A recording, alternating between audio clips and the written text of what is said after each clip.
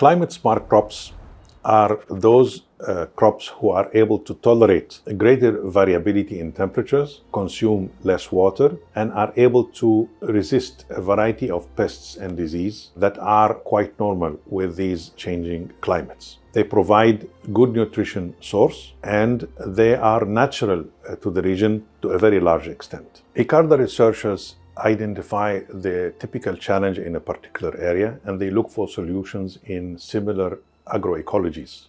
The appropriate traits from these genetic resources are introgressed through the breeding programs to be able to address a particular challenge.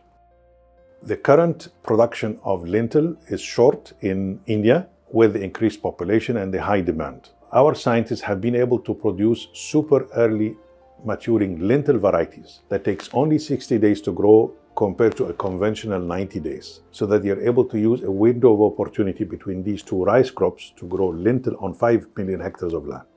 This is transformational in terms of impact, but also using residual moisture in the rice fields, no additional water required, and you have an additional crop that contributes significantly to improving the nutritional intake of young children, women, and the population living in these areas. Plus, of course, the economic value that this brings about.